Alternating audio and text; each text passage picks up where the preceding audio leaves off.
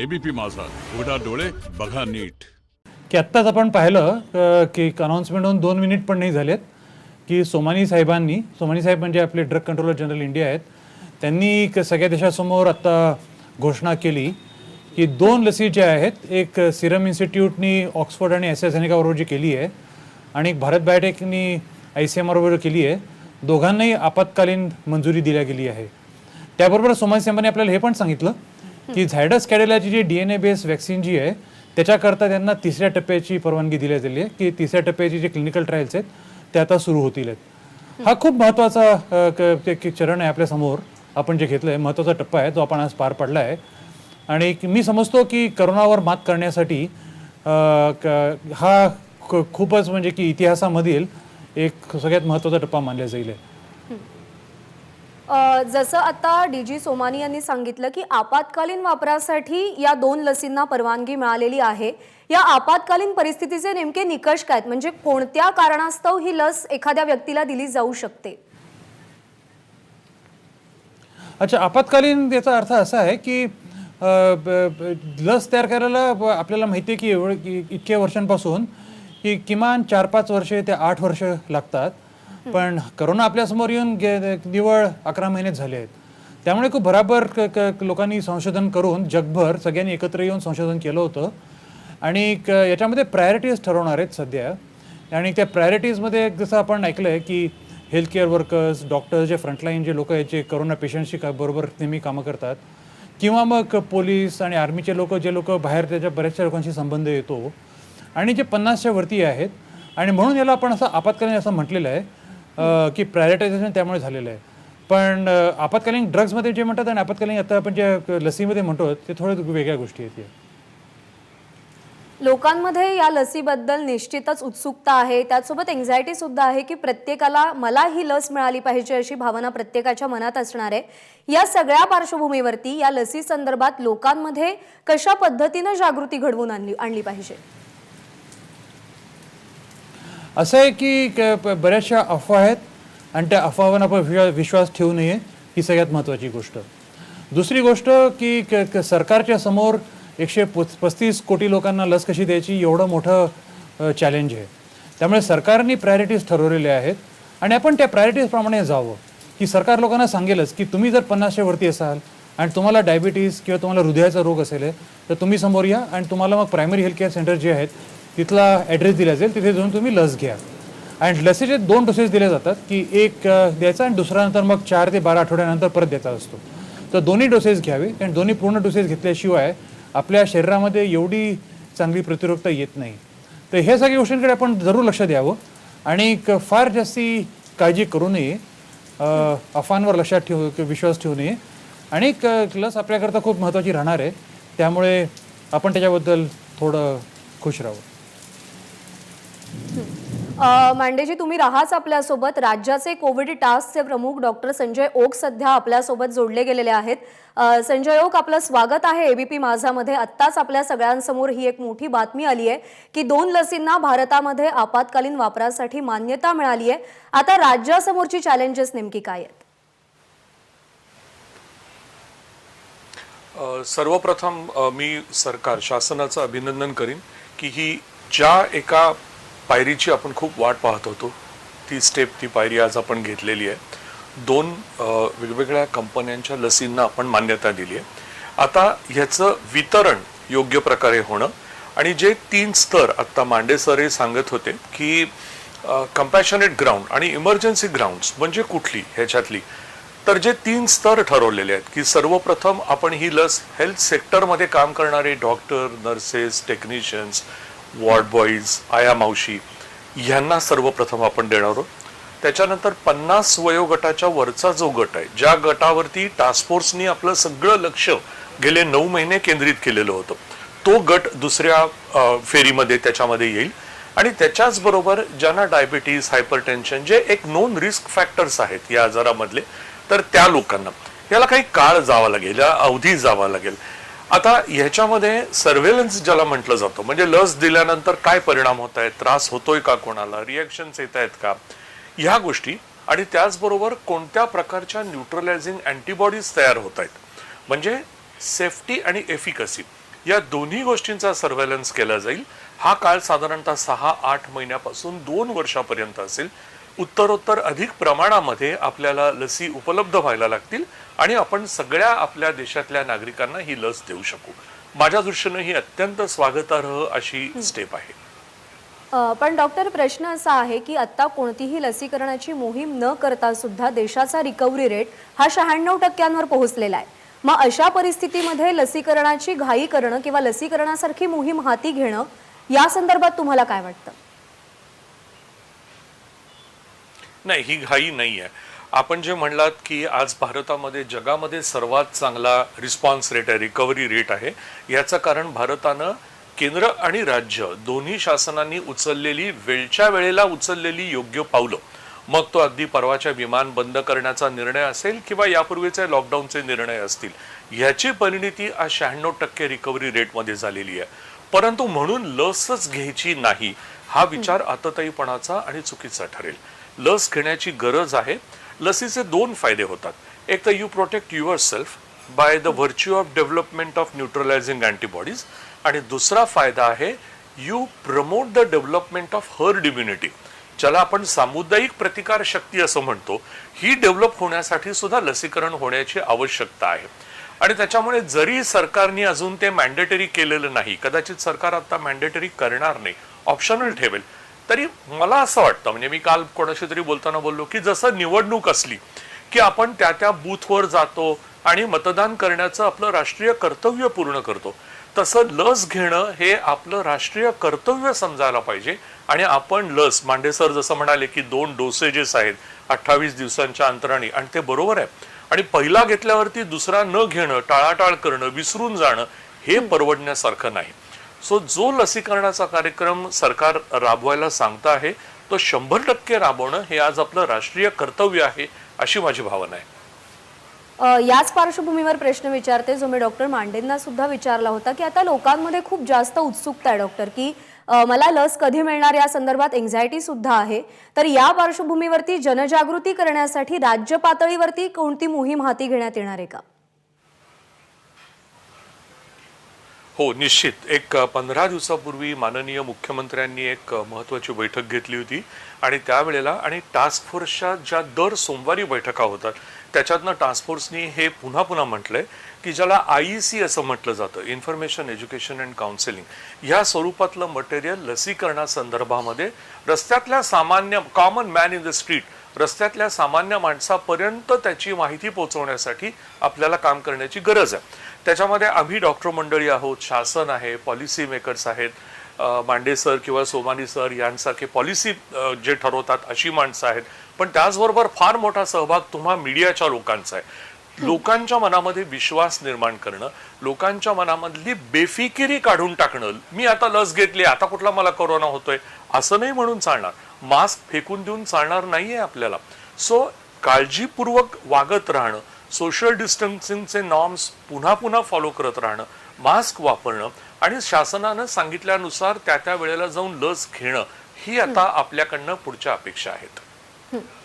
Doctor okay, तुम्ही राहाच आमच्यासोबत. यानंतर मी पुन्हा डॉक्टर मांडे यांच्याकडे जाईन. डॉक्टर, तुम्ही जसं मगाशी म्हणालात की पहिला डोस घेतल्यानंतर मध्ये काही दिवसांचा कालावधी जावा लागतो आणि त्यानंतर दुसरा डोस आपल्याला घ्यायचा आहे, पण या दरम्यानच्या कालावधीमध्ये कोविडचं इन्फेक्शन होऊ नये यासाठी काय खबरदारी घेतली पाहिजे? नुसत्या दरम्यानच्या काळामध्ये नाही, पण दोन्ही डोसेस घेतल्यानंतर सुद्धा जसं डॉक्टर ओक आपल्याला म्हणाले, आपण काळजी घेणं खूप आवश्यक आहे. लसीचे दोन्ही डोस घेतल्यानंतर सुद्धा आपण पूर्णपणे मुक्त झालो असं नाही, आणि म्हणून लोकांनी मास्क लावणं आणि लोकांपेक्षा दूरी ठेवणं हे खूप आवश्यक आहे. दरम्यानच्या काळात जरूर हे करावं की या सगळ्या गोष्टी नियमित रूपाने पाळत राहाव्या. आणि आपण म्हणतो की पहिल्या डोस नंतर दुसरा डोस जो आहे ते 4 ते 12 आठवड्यामध्ये केव्हा घेता येईल असं म्हटलं जातं आहे. सध्या नॉर्मली म्हणतात की 28 दिवसामध्ये, म्हणजे 4 आठवड्यानंतर घ्यायचं आहे. पण लस घेतली म्हणजे आपण पूर्णपणे मुक्त झालो असं अजिबात नाही. त्यामुळे नियमित रूपाने याच्या आपण प्रिकॉशन्स घेत राहावे. डॉक्टर, काही देशांमध्ये म्हणजे जिथे ब्रिटन आणि अमेरिकासारखे देश आहेत ज्याच्यामध्ये आधीच लसीकरणाला सुरुवात झाली आहे, पण लसीकरणाला सुरुवात झाल्यानंतर या दोन्ही देशांमध्ये पुन्हा एकदा कोरोनाचा प्रादुर्भाव दिसून येतोय. तर अशी परिस्थिती भारतामध्ये टाळण्यासाठी किती जलद ही लसीकरणाची मोहीम करावी लागेल किंवा कशा पद्धतीनं खबरदारी घ्यावी लागेल? असं आहे की प्रमाण जे वाढतंय ते लसीकरणानंतर झालंय वगैरे असं काही नाही आहे. लसीकरण नुकतंच सुरू झालंय. म्हणजे लसीकरण सुरू होऊन अजून काही 15-20 दिवस पण नाही झाले तर अमेरिकेमध्ये आणि इंग्लंडमध्ये आणि भारतामध्ये पण तसंच आहे. त्यामुळे त्याच्यामध्ये आपण जे म्हणतो की कॉम्प्लेसन्सी येऊ नये की लस करण्यामध्ये. आणि लसीकरण सरकार असं म्हणजे डॉक्टर ओक म्हणतायत की सगळे राज्य सरकारं आणि केंद्र सरकार पूर्णपणे सज्ज आहेत. आपण पाहिलं आहे की ड्राय रन पण झाला आहे, रंगीत तालीम झालेली आहे आणि त्याच्यामुळे लसीकरण आता लवकरच सुरू होईल आणि भराभरा लोकांमध्ये लसीकरण होईल. पण लोकांनी याच्याकडे दुर्लक्ष करू नये की लसीकरण जरी होत असेल तरी आपण काळजी घ्यावी, मास्क जरूर लावावा. मी पुन्हा एकदा डॉक्टर संजय ओक यांच्याकडे येते. डॉक्टर, सध्या राज्यामध्ये ड्राय रन सुरू झालेले आहेत. राज्यातल्या 4 जिल्ह्यांमध्ये काल त्याची सुरुवात झाली आहे. ती रंगीत तालीम मानली जाते या लसीकरणाआधीची. तर या ड्राय रन नंतर काही निष्कर्ष हाती आलेत का? काही निरीक्षणं नोंदवली गेली आहेत का? कशा पद्धतीनं पुढची सगळी अंमलबजावणी होणार आहे त्याची काही व्यूहरचना पुन्हा एकदा ठरवली गेली आहे का? नाही, ड्राय रन कधीही घेतला जातो हा जी टीम आहे लसीकरण करणारी, मग त्याच्यात वेगवेगळ्या स्तराचे कर्मचारी असतात, त्यांची तयारी पूर्ण करणं, येणाऱ्या लोकांचं एक सूत्रसंचालित मार्गानं त्यांना आतमध्ये बूथमध्ये येऊ देणं. अशा प्रकारचे ड्राय रन आपण वोटिंगच्या आदल्या दिवशी सुद्धा करतो. इथं तर आपण लस देणार आहोत, इंजेक्शन देणार आहोत, त्याच्यानंतर अर्धा तास त्या व्यक्तीला डायरेक्ट सर्व्हेलन्ससाठी आपल्या समोर बसवणार आहोत. सो ही सगळी प्रक्रिया म्हणजे इन्फ्रास्ट्रक्चरल प्रिपेअर्डनेस आणि रिसोर्स प्रिपेअर्डनेस, जी माणसं आहेत काम करणारी ती, आणि जागा. काही काही ठिकाणी त्रुटी नजरेस पडल्या आहेत काल. मी नावं घेणार नाही त्या ठिकाणांची, कारण कोणालाही नाव उमेद करण्याचा आजचा दिवस नाहीये.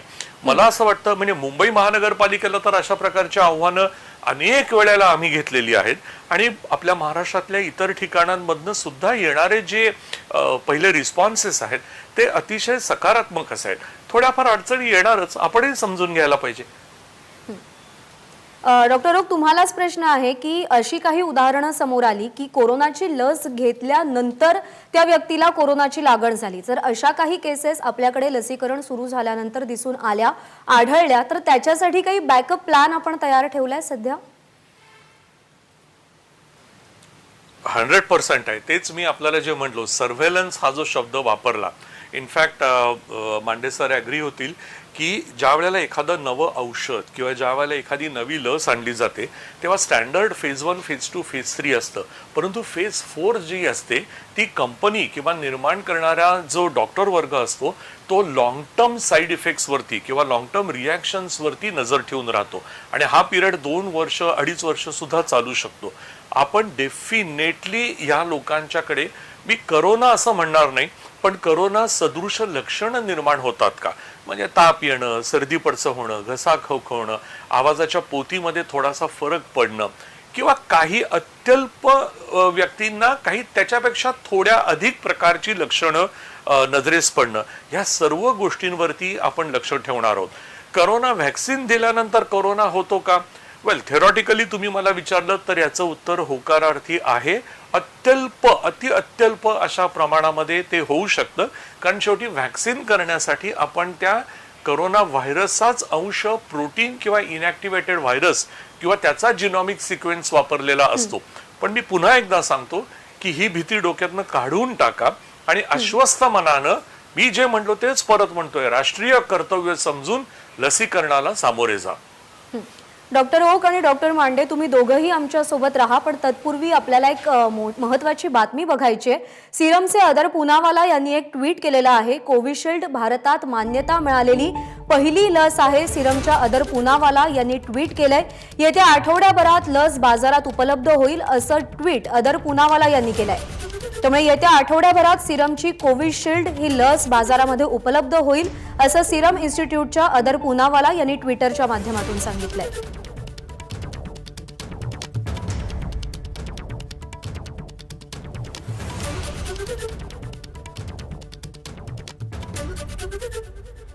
आणि या सगळ्या संदर्भात बातचीत करण्यासाठी मी डॉक्टर ओक तुमच्याकडे येते की ही केवढी मोठी रिस्क होती या दोनही कंपन्यांसाठी, मग ती सिरम असेल किंवा भारत बायोटेक असेल, की मान्यता मिळण्याच्या आधी त्यांनी उत्पादन सुरू केलं. भारताच्या दृष्टीने हे वरदान म्हणायचं का? निश्चितच. आणि मला असं वाटतं केवळ वरदानच नाही तर भारताला पुनावाला ग्रुप आणि भारत बायोटेक या दोन्ही कंपन्यांच्या बाबत आपल्याला सार्थ अभिमान वाटला पाहिजे की ह्यांनी this is something what is looking ahead of time, की पुढे काय गरज पडणार आहे. कारण शेवटी असं आहे की जो देश लस निर्माण करतो तो स्वतःच्या नागरिकांसाठी ठेवणारच आहे. त्याला स्वार्थ किंवा अपमतलबीपणा नाही म्हणता येणार, तो आपल्या नागरिकांचं प्रोटेक्शन करणारच आहे. ह्याचा विचार करता या दोन कंपन्या पुढे आल्या. गेले काही महिने, कारण टास्क फोर्सच्या माध्यमातून मी दोन्ही कंपन्यांशी बोलत होतो, त्यामुळे किती उत्कटतेनं ते इथे काम करतायत हे दिसत होतं.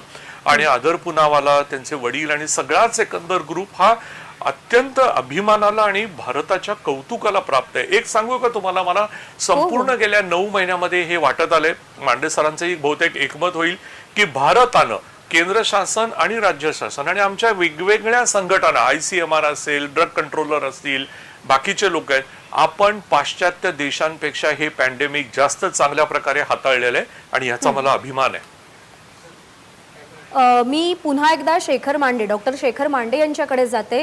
सर, आपण पत्रकार परिषद पाहिली, त्याच्यामध्ये काही विशिष्ट वापरासाठी या लसीला परवानगी मिळाली आहे, लिमिटेड वापरासाठी परवानगी मिळाली आहे.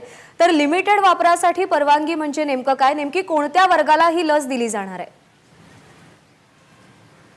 आपण आत्ताच थोड्या वेळापूर्वी चर्चा केली की त्याच्या ज्या प्रायोरिटीज ज्या आहेत त्या ठरलेल्या आहेत. आणि सगळे लोक आपण एक तर गोष्ट मान्य करू की जे हेल्थकेअर वर्कर असतात, जे डॉक्टर्स असतात, जे रुग्णांना रोज बघतात, त्यांना सगळ्यात आधी लस मिळणं आवश्यक आहे. हे तर आपल्या लोकांना आपण ॲग्री करूच याच्यावर, सगळे याच्यामध्ये काही दुमत नाही आहे. तसंच इतर लोक असतात जे समाजामध्ये येऊन बाहेर कामं करतात, जनरल कर्मचारी, पोलीस वर्ग, आपले सैनिक, या लोकांना पण समाजाशी बऱ्यापैकी संबंध येतो आणि त्यामुळे ते लोक पण हाय रिस्क आपण त्याच्यात म्हणू शकतो. त्यामुळे ते लोक पण प्रायोरिटीमध्ये वरती येतात. तसंच आपल्याला माहिती आहे की करोनाचा प्रभाव वयस्कर लोकांवर जास्ती होतो आणि यंग लोकांवर थोडा कमी असतो. त्यामुळे 50च्या वरचे जे लोक आहेत आणि मुख्यतः ज्या लोकांमध्ये कोमॉर्बिडिटीज आहेत, जसं की थोड्या वेळी डॉक्टर ओक म्हणाले की ज्यांना हृदयाचे काही रोग असतील, ज्यांना डायबिटीस आहे, ज्यांना मधुमेह आहे, त्या लोकांना, त्यामुळे अशा प्रायोरिटीज ठरलेल्या आहेत.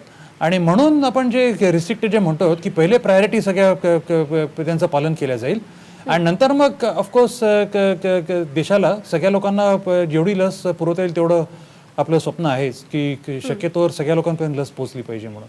पण हा सरसकट लसीकरणाचा कार्यक्रम हाती घेण्यासाठी अजून किती कालावधीची प्रतीक्षा करावी लागेल आपल्या सगळ्यांनाच?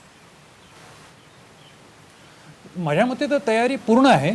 डॉक्टर ओको सांगू शकतील याच्याबद्दल की डिस्ट्रिक्ट ॲडमिनिस्ट्रेशन वगैरे कसं आहे, कारण रंगीत तालीम झालेली आहे. आणि जर आधार पुनावाला म्हणत असतील की 1 आठवड्यात ते लसीचा पुरवठा सुरू करतील आहेत, तर मला वाटतं की 1 आठवड्यात सुरू होईल लसीकरण, असा माझा अंदाज आहे. पण डॉक्टर कोक सरसकट लसीकरण 1 आठवड्यात सुरू होईल म्हणजे प्रत्येक भारतीयाला लस पुढच्या आठवड्याभरात दिली जाईल या प्रायोरिटी प्रमाणे. आता आपण ज्या प्रायोरिटीज बघितल्या ना त्याप्रमाणे, म्हणजे की प्रत्येक भारतीय जाऊन लस घेऊ शकेल असं नाही. म्हणजे की आपण ज्या प्रायोरिटीज म्हटल्या की आधी हेल्थ केअर वर्कर्स वगैरे त्या लोकांना जाऊन. मी पुन्हा एकदा डॉक्टर संजय ओक यांच्याकडे जाते. डॉक्टर, माझा जो प्रश्न होता की सरसकट लसीकरणाची मोहीम हाती घेण्यासाठी आणखी किती कालावधीची प्रतीक्षा करावी लागेल, कदाचित यावर तुम्ही जास्त प्रकाश टाकू शकाल. नाही, मांडे सरांशी मी पूर्णपणे सहमत आहे आणि मला वाटतं कुठल्याही प्रकारची घिसाडघाई करणं हे आज चुकीचं ठरेल. ह्याच्या 2 गोष्टी अंतर्भूत आहेत, सेफ्टी आणि एफिकसी. कुठल्याही प्रकारच्या रिॲक्शन्स न येणं, माइल्ड रिॲक्शन्स ठीक आहे, पण कुठल्याही प्रकारच्या, ज्याला आम्ही डॉक्टर लोक ॲनाफिलॅक्टिक रिॲक्शन्स असं म्हणतो, ज्याचा मोठ्या प्रमाणामध्ये गंभीर परिणाम होऊ शकतात, हे न येऊ देणं, याच्यासाठी मोठ्या संख्येनं आधी जसं मांडे सरांनी सांगितलं की टायर 1, टायर 2, टायर 3 हा ग्रुप होऊन जाऊन दे. हा सुद्धा खूप सबस्टॅन्शियली लार्ज नंबर आहे भारताचा विचार केला तर.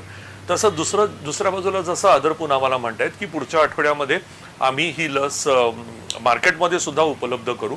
मला वाटतं ह्याच्यामध्ये वरिष्ठ शासकीय पातळीवरती निर्णय होतो आहे. 2 गोष्टी आहेत की एखाद्या व्यक्तीच्या उत्पन्नाची आर्थिक फारशी विचार न करता शेवटी त्याला परवडेल म्हणून तर आपण $1 $2च्या गोष्टी करतो. कारण इथे असं आहे की आपल्याला आरोग्य सेवा चांगली कुठली, तर जी आरोग्य सेवा रुग्णाच्या शर्टाच्या खिसाचा फारसा विचार करत नाही आणि तरी त्याला आरोग्य सेवा देते. माझ्या भारतामध्ये असे अनेक लोक आहेत की ज्यांच्या शर्टाचा खिसा तर लांब राहिला, ज्यांच्याकडे घालायला शर्टच नाही आहे. आपल्याला अशा सगळ्या लोकांपर्यंत पोहोचायचं आहे आणि हे करताना ना I would like to use guarded steps. मला अजिबात घिसाडघाई करायची नाहीये. आदर म्हणतायत ती फार चांगलं आहे की तेवढं अवेलेबल होणार असेल, कारण एक लक्षात घ्या, लसीचा साठा निर्यातही होईल. आपल्याला केवळ फक्त आपल्या देशापुरता ठीक आहे, प्राथमिकतेने आपण आपल्या देशाचा विचार करू, पण बाकीच्या देशांनाही आपल्याला पुरवठा करावा लागेल, ही आपली नैतिक जबाबदारी असेल. या सगळ्या गोष्टीचा विचार करून बॅलन्स करून त्याच वेळेला सायमल्टेनियसली आपल्या देशामधल्या कोविडचा इन्फेक्टिव्हिटी रेट किती आहे, जो आज अत्यंत कमी झालाय. टाईप 2 वरती आपण कंट्रोल करू, आजता काय तरी कंट्रोल करू शकलो आहोत. It is a multifactorial decision making. पण मी पुन्हा एकदा सांगतो, मला घिसाडघाई आवडणार नाही. Even if it takes about 6 months, I am prepared to go slow.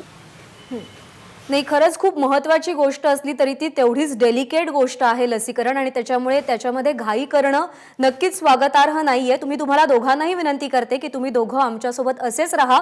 पंतप्रधान नरेंद्र मोदी यांनी एक ट्विट केलंय ही घोषणा झाल्यानंतर. त्या ट्विटमध्ये नेमकं त्यांनी काय म्हटले तेही आपण पाहूया. भारतासाठी ही अतिशय अभिमानाची गोष्ट आहे. आत्मनिर्भर भारताच्या संकल्पनेसाठी ही गौरवास्पद गोष्ट असल्याचे ट्विट पंतप्रधान नरेंद्र मोदी यांनी केलंय.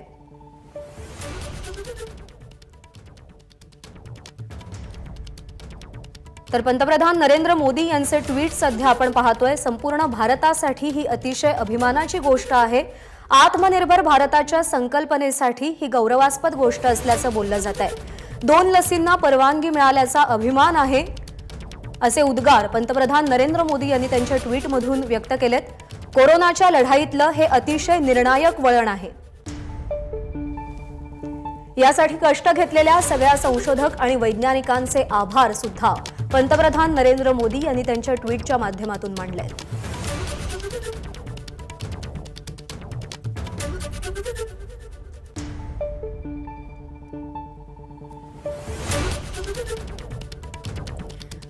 आणि मी पुन्हा एकदा डॉक्टर संजय ओक यांच्याकडे येते. डॉक्टर, ज्याप्रमाणे फायझर ही लस अमेरिकेसाठी महत्त्वाची ठरतीये, त्याच पद्धतीनं भारतामध्ये तयार झालेली भारत बायोटेकची लस असेल किंवा सिरमची कोविशिल्ड ही लस असेल, किती महत्त्वाची ठरते?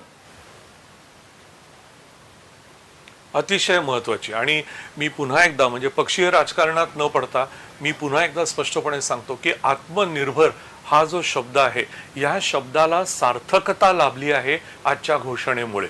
आणि या दोन्ही लसी महत्त्वाच्या आहेत. त्या का लसी महत्त्वाच्या आहेत? एक तर त्या आपल्या देशात तयार होत आहेत. दुसरी गोष्ट, त्यांचं स्टोरेज रिक्वायर्ड टेम्परेचर हे 2 degrees to 8 degrees पर्यंत आहे, म्हणजे घरच्या रेफ्रिजरेटरमध्ये आपण हे ठेवू शकणार आहोत. तिसरी गोष्ट, ते देण्याची जी प्रक्रिया आहे ती साधी सोपी सरळ आहे आणि त्याचं डिस्ट्रीब्युशन करणं आपला जो पब्लिक हेल्थ आपलं जे नेटवर्क आहे ते वापरून आपल्याला करता येण्यासारखं आहे. त्याच्यामुळे ही जी स्टेप आहे ही आत्मनिर्भर. आणि तुम्हाला एक सांगू का, थोडंसं विषयांतर करून बोलतो, कोविड चालू झाल्यापासूनच आत्मनिर्भरचे अनेक दाखले आम्हाला बघायला मिळालेत. टास्क फोर्सने आग्रह धरला होता की आपण पीपीईच्या कॉस्ट कमी करू.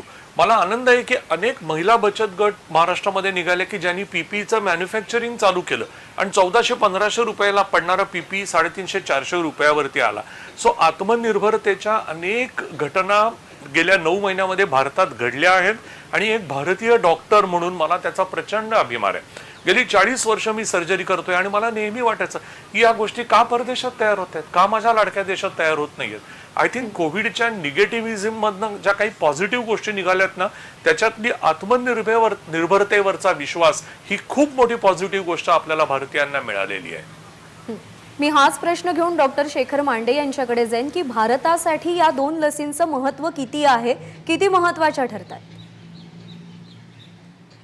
हे खूपच महत्त्वाचं आहे. मी डॉक्टर ओकांची पूर्णपणे सहमत आहे की आत्मनिर्भरता आपण जे म्हणतो आहोत त्याच्यामध्ये आपल्याला दिसून येतं आहे. एक प्रायव्हेट गोष्ट सांगतो की डॉक्टर कृष्णा एला जे आहेत ना, जे भारत बायोटेकचे MD आहेत, चेअरमन आणि MD, त्यांनी मला एप्रिलमध्ये फोन केला होता की आपण लसींवर कसं काम करायचं, आणि माझी अशी कल्पना आहे, तुमचं काय मत आहे. आणि ते म्हणे की आपण अटेन्युएटेड जर व्हायरस घेऊन बघितली तर कसं वाटेल. म्हटलं की अगदी अवश्य की हा खूप व्हॅलिड पॉईंट आहे, कारण बऱ्याचशा लसी आहेत इतर रोगांवर जे अटेन्युएटेड व्हायरसवर करतात.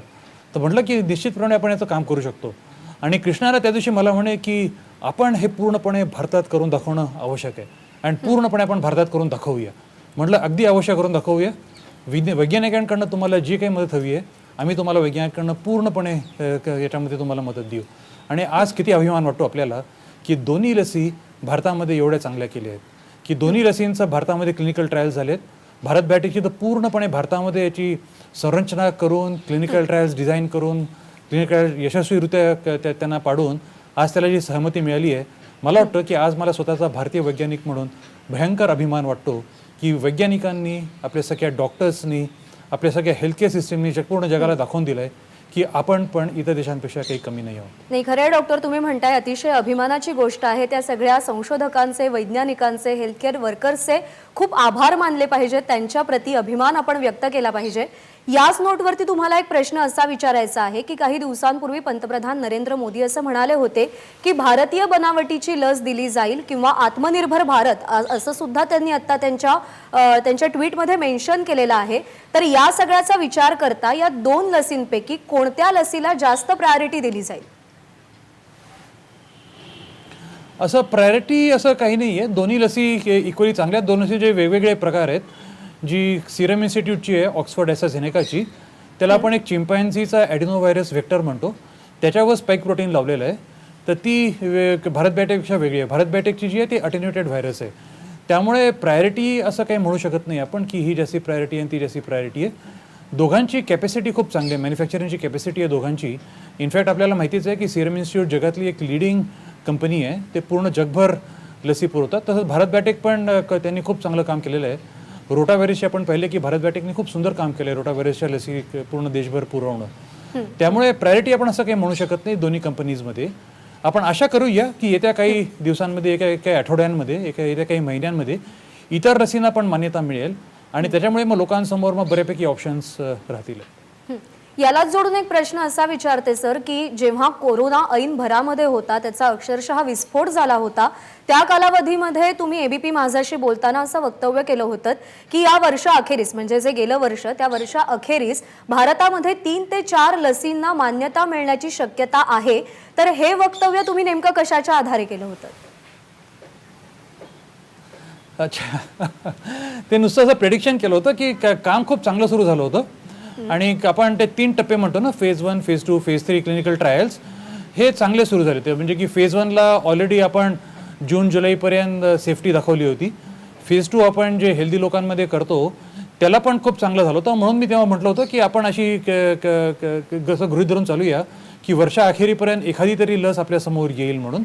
आणि आय एम सो ग्लॅड की तसं झालं आहे आपल्यासमोर. डॉक्टर संजय ओक, मी तुमच्याकडे येते की आता लसीच्या आपत्कालीन वापरासाठी मान्यता मिळाली आहे. आता खरी जबाबदारी तुमच्या खांद्यावरती आहे, तो सगळा भार तुमच्यावरती असणार आहे. या लसीचं योग्य वितरण व्हावं, ती प्रत्येकापर्यंत पोहोचावी, यासाठी तुम्ही काय मोहीम हाती घेणार आहात आणि लोकांना काय आवाहन करणार आहात? नाही, आपण म्हणलात ते बरोबर आहे. वितरण आणि लोकांना ती लस देणं टास्क फोर्सवरती नाही आहे याची जबाबदारी. टास्क फोर्स हा ॲडवायझरी ग्रुप आहे जो जगात काय चाललं आहे याचा एक सांगोपांग विचार करून आपलं जे पब्लिक हेल्थ डिपार्टमेंट आहे, डॉक्टर प्रदीप व्यास स्वतः पोस्ट ग्रॅज्युएट डॉक्टर आहेत आणि आपल्या महाराष्ट्राच्या त्या खात्याचे ते मुख्य सचिव आहेत, आणि त्यांनी संपूर्णपणे ही जे मेकॅनिझम आहे हे आपण फायनल युनिट जे असतं, एक आपलं प्रायमरी हेल्थ सेंटर असेल, अर्बन हेल्थ सेंटर असेल, कॉर्पोरेशनचे हॉस्पिटल्स असतील, सब डिस्ट्रिक्ट लेवलचे हॉस्पिटल्स असतील, ही वापरात आणून ह्या लोकांना ट्रेन केलं आहे. दुसरी एक चांगली गोष्ट महाराष्ट्रापुरती किंवा भारतापुरती लक्षात घ्या, माझा देश हा असा देश आहे की जो दर वर्षाला जवळजवळ 26 दशलक्ष प्रेग्नंट वुमन आणि 29 दशलक्ष किंवा 29 दशलक्ष प्रेग्नंट वुमन आणि 26 दशलक्ष बालकांना लसीकरणाचा कार्यक्रम राबवतो. त्यामुळे लसीकरण राबवणं हे थोडंसं आमच्या सिस्टीमच्या DNA मध्ये गेलेलं आहे. इथं आम्हाला आता ही एक वेगळ्या प्रकारची लस एम्प्लॉय करायची आहे. तेव्हा ह्याचं मायन्युटेस्ट प्लॅनिंग पब्लिक हेल्थ डिपार्टमेंटनी केलं आहे. मेडिकल एज्युकेशन डिपार्टमेंट जे असतं, जे माझे सहकारी डॉक्टर तात्याराव लहाने बघतात, तर यांच्या मार्फत आपल्या वैद्यकीय महाविद्यालयांच्या मार्फत आणि जिथे महाविद्यालय नाही त्या ठिकाणी डिस्ट्रिक्ट हॉस्पिटलच्या मार्फत आपण हे सर्व दूर समाजामध्ये पोहोचवणार आहोत. दोघांनाही मला एक शेवटचा प्रश्न विचारायचा आहे. मी सगळ्यात आधी शेखर मांडेंकडे जाईल की सर, या सगळ्या निर्णायक टप्प्यावरती एक मोठं आव्हान असंही आहे की या लसींसंदर्भात खूप जास्त गैरसमज गैरसमजुती पसरवल्या जात आहेत, तर त्या पसरवल्या जाऊ नयेत आणि जरी त्या पसरवल्या गेल्या तरी लोकांनी त्यावर विश्वास ठेवू नये. यासाठी तुम्ही काय आवाहन कराल लोकांना? सगळ्यात मुख्य आव्हान तर आपण तुमच्यासारख्या चॅनेलच्या मार्फत करूया लोकांना की व्हॉट्सॲपवर किंवा कुठे असे मेसेजेस येतात ज्याच्यात अफवा असतात की लसीमुळे असे दुष्परिणाम होऊ शकतात, लसीमुळे असं होऊ शकतं, उलटं होऊ शकतं, त्याच्यावर अजिबात विश्वास ठेवू नये. तुम्हाला जर विश्वास ठेवायचा आहे तर आम्ही वैज्ञानिक इथे आहोत, आम्ही डॉक्टर लोक इथे आहेत, आपली भारताची पूर्ण सरकार इथे सज्ज आहे की लस लोकांपर्यंत पोहोचवण्यामध्ये. त्यांच्यावर विश्वास ठेवावा. जर दुसरं कोणतंही जर स्टेटमेंट येत असेल लोकांचं की याच्यावर कोणत्याही प्रकारचा दुष्परिणाम आढळून येतोय वगैरे, त्याच्यावर अजिबात प्रमाणे विश्वास ठेवू नये. आणि जर छोटी जर प्रॉबिलिटी असेल की दुष्परिणाम काही असेल आहे तर विज्ञान जगत त्याच्याकरता पूर्ण तयार आहे की ते शोधून काढायला की ते दुष्परिणाम का होत आहेत आणि त्याला आपण कसे थांबवू शकतो. त्यामुळे विज्ञानिकांवर आणि डॉक्टर्सवर पूर्णपणे आपण भरोसा ठेवावा. हे आपण आपल्या चॅनेल मार्फत सगळ्या लोकांना सांगूया. हो सर. संजय सर, तुमची प्रतिक्रिया. मी पुन्हा एकदा म्हणेन की एक राष्ट्रीय कर्तव्य असं समजून जसं आपलं शासन आपल्याला सांगेल तसं आपण लस घेऊया, पूर्ण विश्वास ठेवून. दुसरं, मांडे सर म्हणाले तो मुद्दा मी पुन्हा एकदा अधोरेखित करतो की मीडियाची जबाबदारी फार मोठी आहे की तुम्ही लोकांच्या मध्ये विश्वास निर्माण करण्यासाठी मांडे सर असतील, मी असतील, बाकीचे डॉक्टर मंडळी आहेत, यांच्या माध्यमामधनं आपण लोकांपर्यंत पोहोचा आणि त्यांना लस घेण्यासाठी उद्युक्त करा. तिसरी गोष्ट, असं कोणतंही औषध नसतं की ज्याला मायनर तरी साईड इफेक्ट नसतो.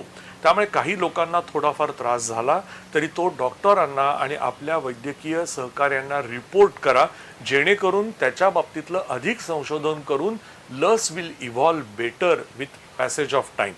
परंतु हे सगळं करत असताना मास्क, सोशल डिस्टन्सिंग हे नॉर्म्स 2021 मध्ये बाजूला ठेवायचे नाहीत. लग्नासारखे सुपर स्प्रेडर इव्हेंट्स करताना आपण आपल्याला विचारण्याची गरज आहे की आपण वैयक्तिक आनंदासाठी सामाजिक भान सोडत तर नाही होत ना. आणि त्याच्यामुळे काळजी घेणं हे आवश्यक आहे. आणि काळजी आणि लस ही दोन द्विसूत्री जर आपण पुढचे 6-8 महिने वापरली तर कोरोना हद्दपार होईल, याच्याबद्दल मला खात्री आहे. नाही, खरंय संजय सर, तुम्ही अतिशय महत्त्वाचा आणि मोलाचा सल्ला दिलात आणि एक माध्यम म्हणून तुम्ही जी जबाबदारी आम्हाला सांगितली आहे त्या जबाबदारीची पूर्तता होईल अशी आशा आणि अशा पद्धतीने तुम्हाला आश्वस्त करते. डॉक्टर शेखर मांडे सर आणि डॉक्टर संजय ओक सर, तुमच्या दोघांचेही धन्यवाद. तुम्ही तुमच्या व्यस्त वेळापत्रकातून एबीपी माझासाठी हा वेळ दिलात, लोकांना मार्गदर्शन केलं, बातचीत केलीत, चर्चा केलीत, त्यासाठी.